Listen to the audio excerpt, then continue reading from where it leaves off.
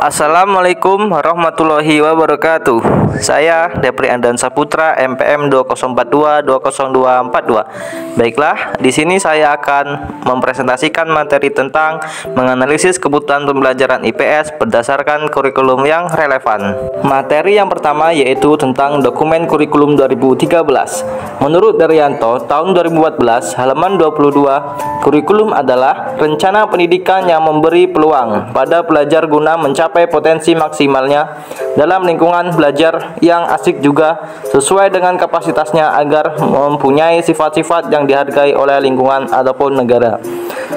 Selanjutnya, menurut Fatimah, tahun 2021, kurikulum adalah seperangkat rencana yang memuat tujuan, isi, serta bahan pelajaran hingga metode yang digunakan sebagai acuan penyelenggaraan kegiatan pembelajaran dalam mencapai tujuan pendidikan tertentu.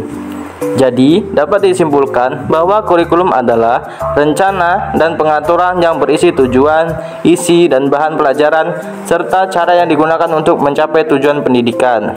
Selanjutnya yaitu konsep kurikulum 2013. IPS merupakan bidang studi yang mempelajari, menelaah, serta menganalisis gejala dan masalah sosial di masyarakat, ditinjau dari berbagai aspek kehidupan secara terpadu. IPS diajarkan pada pendidikan dasar dan menengah sebagai dasar atau pengantar dalam mempelajari studi sosial atau ilmu sosial di tingkat yang lebih lanjut. Kurikulum IPS SD mengalami perubahan dari waktu ke waktu. Perubahan tersebut terjadi karena tuntunan perkembangan ilmu pengetahuan dan teknologi serta kebutuhan dalam kehidupan. Perkembangan tiap kurikulum tersebut merupakan penyempurnaan dari kurikulum sebelumnya.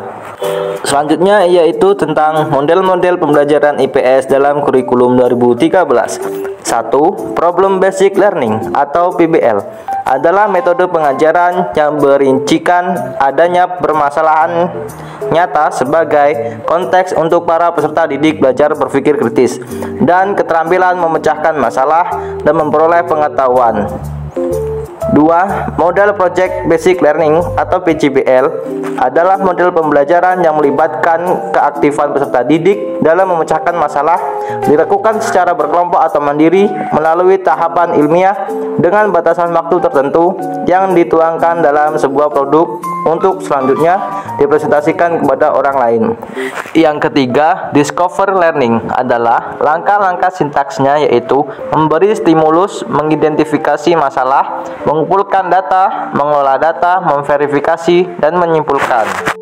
Selanjutnya, tantangan dan peluang implementasi pembelajaran IPS SD kurikulum 2013. Tantangannya yaitu keterbatasan sumber daya pengajaran seperti buku, alat, peraga, dan lain-lain. Adaptasi guru terhadap pendekatan saintifik dan tematik.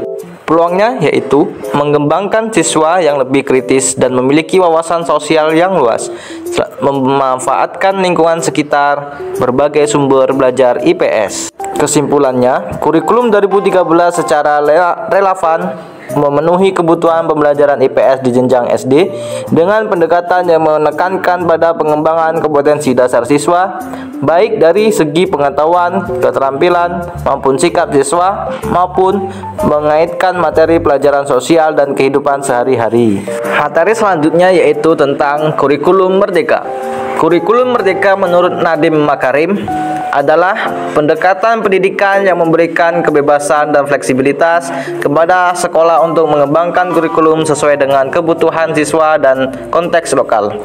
Tujuan utamanya adalah menciptakan pembelajaran yang lebih relevan, inovatif, dan berorientasi pada pengembangan karakter serta kompetensi siswa. Kurikulum ini juga menekankan pada pembelajaran yang bersifat praktis dan kontekstual, mengedepankan keterampilan abad 21 dan mendorong keterlibatan aktif siswa dalam proses belajar. Materi selanjutnya, tahapan pelaksanaan kurikulum Merdeka Belajar. 1. Asesmen diagnostik. Guru melakukan asesmen awal untuk mengenali potensi, karakteristik, kebutuhan, tahap perkembangan, dan tahap pencapaian pembelajaran murid. 2. Perencanaan.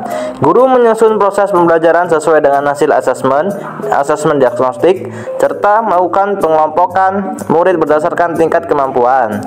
3. Pembelajaran.